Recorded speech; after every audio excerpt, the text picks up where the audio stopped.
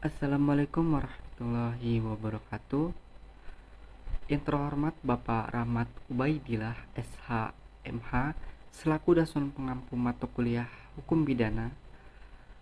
Di sini saya akan menyampaikan materi mengenai hukum pidana dan pemidanaan. Sebelum saya memasuki materi, izinkan saya memperkenalkan diri terlebih dahulu. Perkenalkan, nama saya Andika Permana, NPM 202102020270. Di sini saya dari kelas B, Program Studi Hukum Tata Negara Fakultas Syariah, Pidana dan Pemidanaan.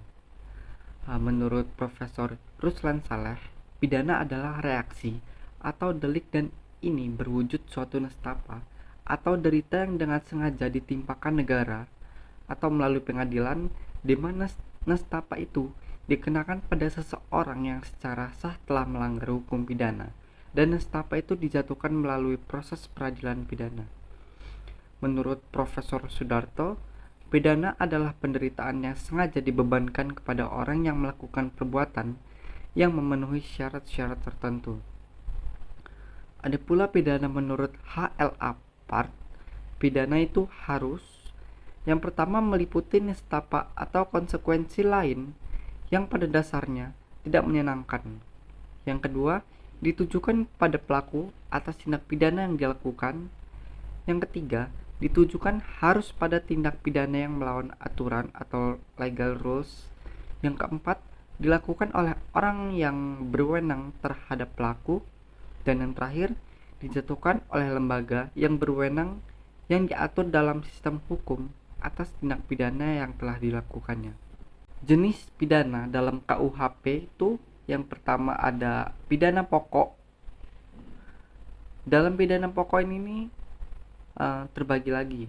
Yang pertama pidana mati, yang kedua pidana penjara, yang ketiga pidana kurungan, yang keempat pidana bersyarat, dan yang kelima pidana denda. Yang kedua ada pidana tambahan.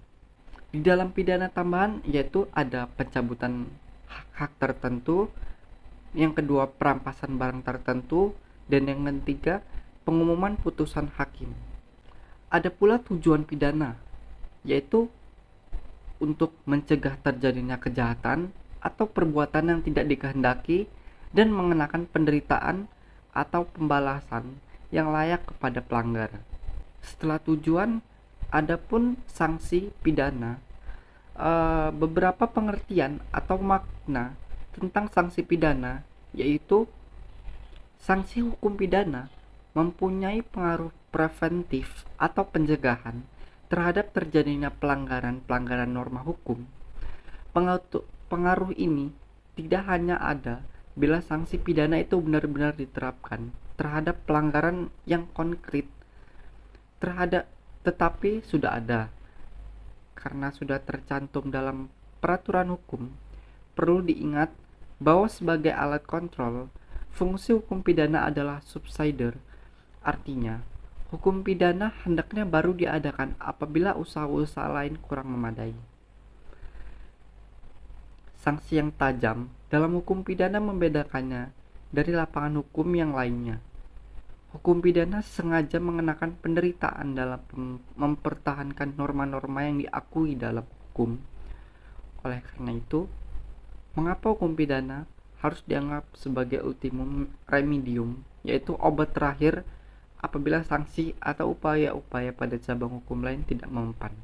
Dalam sanksi hukum pidana terdapat sesuatu yang tragis atau sesuatu yang menyedihkan, sehingga hukum pidana dikatakan sebagai mengiris dagingnya sendiri atau sebagai pedang bermata dua. Maksud dari ucapan itu adalah bahwa hukum pidana yang melindungi benda hukum seperti nyawa, harta, benda, dan kehormatan dalam pelaksanaannya ialah apabila terdapat pelanggaran terhadap larangan dan perintahnya, justru mengadakan perlukaan terhadap benda hukum si pelanggar sendiri. Hukum pidana itu merupakan hukum sanksi belaka. Hukum pidana tidak memuat norma-norma baru. Norma-norma yang ada dalam cabang hukum lainnya dipertahankan dengan ancaman pidana. Oleh karena itu, hukum pidana disebut sebagai aksesor terhadap hukum lainnya.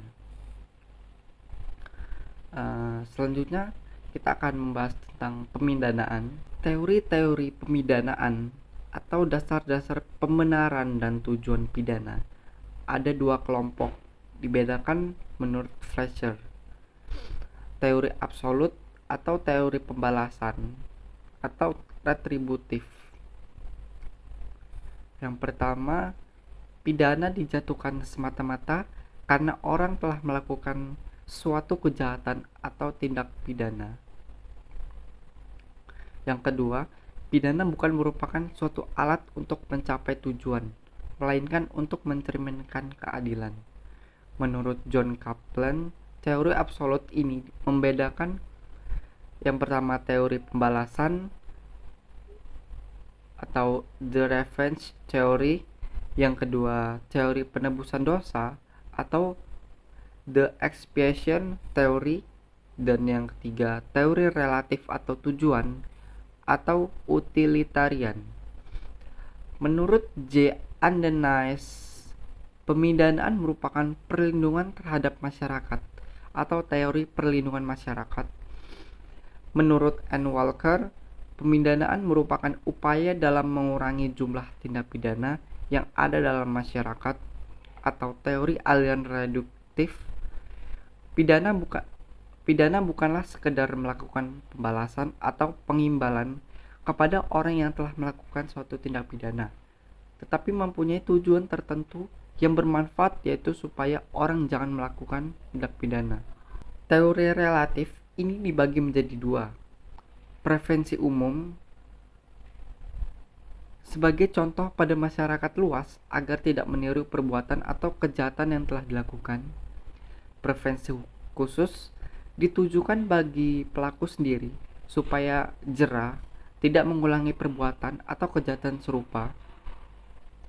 Perlindungan agar orang lain atau masyarakat pada umumnya terlindungi, tidak disakiti, tidak merasa takut, dan tidak mengalami kejahatan.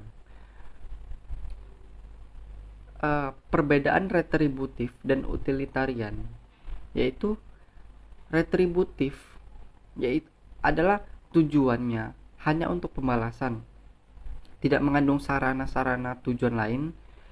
Kesalahan merupakan satu-satunya syarat untuk adanya pidana. Pidana harus disesuaikan dengan kesalahan si pelanggar pidana untuk ke belakang. Utilitarian, tujuan untuk pencegahan untuk mencapai tujuan lebih tinggi, yaitu kesejahteraan masyarakat. Hanya pelanggaran-pelanggaran hukum yang dapat dipersalahkan kepada si pelaku saja yang memenuhi syarat untuk adanya pidana. Pidana harus ditetapkan berdasarkan tujuan sebagai alat pencegahan kejahatan atau prevensi spesial dan general. Pidana melihat ke depan. Dan adapun teori gabungan, berdasarkan hukuman pada tujuan multifungsi dapat sebagai retributif atau pembalasan dan juga relatif atau tujuan. Dari teori gabungan, maka pidana ditujukan untuk yang pertama pembalasan, membuat pelaku menderita. Yang kedua upaya prevensi atau mencegah terjadinya tindak pidana. Yang ketiga merehabilitasi pelaku. Yang keempat melindungi masyarakat dan ketertiban masyarakat atau Simon dan Voss. Dan pidana adalah ultimum remedium. Ultimum remedium merupakan salah satu asas yang terdapat di dalam hukum pidana Indonesia yang mengatakan bahwa hukum pidana hendaklah dijadikan upaya terakhir dalam hal penegakan hukum. Adapun tujuan pemidanaan, yang pertama mencegah terjadinya pengulangan tindak pidana, yang kedua mencegah orang lain melakukan perbuatan yang sama seperti yang dilakukan si terpidana. Yang ketiga, menyediakan saluran untuk mewujudkan motif-motif balas dendam. Yang keempat, untuk menghindari balas dendam. Yang kelima, mempunyai fungsi memelihara perdamaian. Yang keenam, menciptakan kemungkinan bagi pelepasan emosi-emosi yang ditimbulkan atau diguncang-guncang adanya kejahatan. Yang ketujuh, penegasan kembali nilai-nilai kemasyarakatan yang telah dilanggar dan dirubah oleh adanya kejahatan. Yang kedelapan, memperkuat kembali nilai-nilai sosial. Yang kesembilan, penyelesaian konflik. Dan yang terakhir, mempengaruhi para pelanggar dan orang lain ke arah perbuatan yang kurang lebih sesuai dengan hukum. Saya kira cukup itu saja materi yang dapat saya sampaikan. Kurang lebihnya saya mohon maaf. Saya akhiri, wassalamualaikum warahmatullahi wabarakatuh.